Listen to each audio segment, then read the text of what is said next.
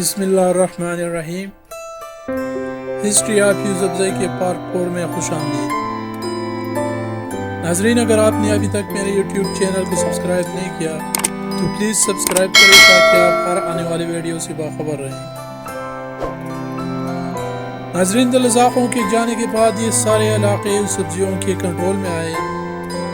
پشاور میں گگیان محمد زئی قبیلہ قابض تھا تو مردان سوات دیر باجوڑ تک کا علاقہ یوسفزئی قبیلے کے پاس تھا، اور اس طرح سے یہ پورا علاقہ ملک احمد خان کی قیادت میں ایک الگ ریاست بن چکا تھا۔ اب ملک احمد خان کے لیے سب سے بڑا چیلنج اس سرزمین کو ان کے قبائل میں تقسیم کرنے کا مرحلہ تھا، جو نہایت مشکل کام تھا،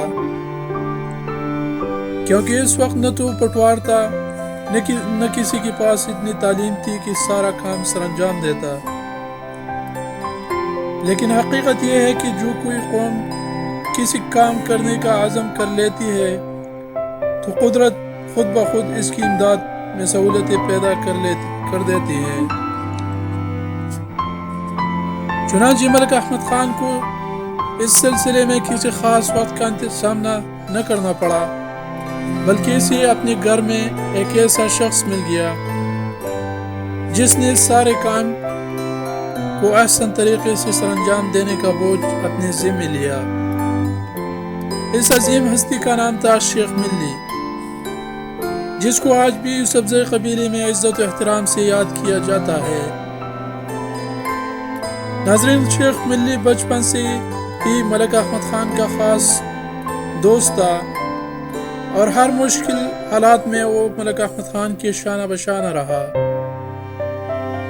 اور اس وقت سے جب الغ بیگ نے قبیلے کے سرداران کا قتل عام کیا اور قبیلے کی ساری ذمہ داری ملک احمد خان کے ذمہ آ گئی، تو بھی شیخ ملی اس کے ساتھ مل کر قبیلے کی فلاح بہبود میں مصروف رہا۔ لیکن اس مشکل ترین کام کو شیخ ملی نے اس خوبی سے سر انجام دیا کہ وہ قبیلہ جو بات بات پر آپس میں الجھ جانے کا عادی تھا، شیخ ملی کے اس تقسیم اور فیصلوں کو بخوبی قبول کر لیا، اور ہر قبیلہ خوشی خوشی اپنے محسوس علاقے پر آباد ہونے لگا۔ شیخ ملی کی اس بات سے آپ ان کی ذہانت کا اندازہ لگا سکتے ہیں کہ جس علاقہ میں انہیں ڈر تھا کہ اس کے قبائل آپس میں اراضی کی تنازع میں نہ الجھے، تو اس نے اس دونوں قبائل کے درمیان والی زمین ملا اور سیرے کے لیے وقف کر لیا، تاکہ اس کے احترام کی وجہ سے طرفین آپس میں الجھ نہ سکے۔ شیخ ملی نے اس تقسیم کو اس احسن طریقے سے سر انجام دیا کہ جس کی جتنی تعریف کی جائے کم ہے۔ شیخ ملی کی تقسیم میں مندڑ قبیلے کو سوات کا زیادہ تر حصہ ملا تھا، لیکن بعد میں باہمی صلاح مشورے سے دونوں قبیلوں میں زمین کا تبادلہ ہوا، اور مندڑ قبیلہ مردان اور سوابی کی طرف آیا، اور سوات کا علاقہ یوسفزئی قبیلے کے حصے میں آیا۔ سن 1530 قبل مسیح میں ملک احمد خان اس جہاں پانی سے رخصت ہوا، اور ان کی جگہ ملک گجو خان قبیلے کا نیا سردار منتخب ہوا۔ ملک گجو خان کا تعلق مندڑ قبیلے کے شاہ عثمان زئی سے تھا۔ ملک گجو خان ایک مدبر جنگجو اور ایک عالم بھی تھا۔ اسی زمانے میں گگیان قبیلے جو پشاور میں آباد تھا کا ایک سردار جو عالم بھی تھا، پشاور جاتے ہوئے راستے کی ایک مسجد میں اس کا قتل ہوا۔ چونکہ یہ قتل غوریاخیلوں کے علاقے میں ہوئی تھی، تو گگیان قبیلے نے طیش میں آ کر بدلہ لینے کی تان لی۔ چونکہ گگیان قبیلہ کی طاقت ایسی نہ تھی کہ مخالف کا مقابلہ کر سکے، تو اس لیے گگیان نے ملک گجو خان سے امداد طلب کر لی۔ گجو خان پہلے موقع کی تلاش میں تھا۔ ملک گجو خان نے یوسفزئی محمد زئی عثمان زید جدون اور ترکانے کا ایک بڑا لشکر تیار کر لیا۔ ادھر محمد اور خلیل مشترکہ مقابلے پر اتر آئے۔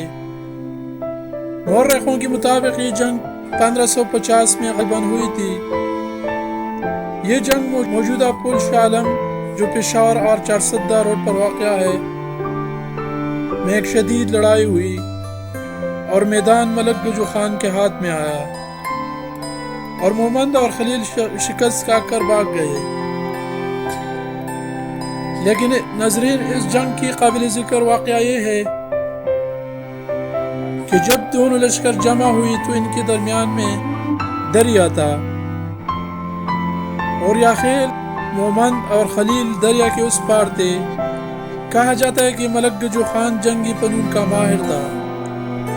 اس نے دریا کے کنارے کھڑے ہو کر مخالف فریق کو للکارا کہ بھائیو، ہمیں جنگ لڑنی ہے تو ہم دریا میں جنگ نہیں لڑ سکتے اور نہ ہی دریا پار تیر پھینکے جا سکتے ہیں۔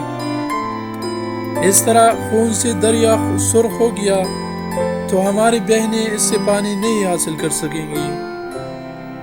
تو ہم چاہتے ہیں کہ 10 بدس جنگ ہو جائے، تو کیا تم دریا کو عبور کرنے کے لیے تیار ہو؟ میں اپنا لشکر پیچھے ہٹاؤں تاکہ تمہیں راستہ مل جائے۔ لیکن اوریاخیل اس پر آمادہ نہ ہوئے کہ دریا کو اپنی شکست پر چھوڑ کر جنگ لڑے اور شکست کی صورت میں ان کے لیے بھاگنے کا کوئی راستہ نہ رہے۔ چنانچہ انہوں نے ملک گجو خان کی دعوت کو مسترد کرتے ہوئے انہیں کے الفاظ میں اسی دریا کو عبور کرنے کی دعوت دی۔ ملک گجو خان نے فوراً دعوت قبول کر لی اور جب اوریاخیل حسب وعدہ اسے راستہ دینے کے لیے پیچھے ہٹنے لگے تو ملک گجو خان نے اپنے لشکر کو للکارا کہ دیکھو دشمن بھاگ رہا ہے، اور پھر کیا تھا لشکر نے فتح کی خوشی میں اس شدت سے حملہ کیا کہ مخالف سنبھل ہی نہ سکی۔ یہ جنگ کسی زمین پر قبضے کے لیے نہیں ہوئی تھی، سو اس لیے جنگ کے بعد یوسفزئی اور ان کے ساتھیوں کا لشکر واپس لوٹ گیا۔ شکریہ۔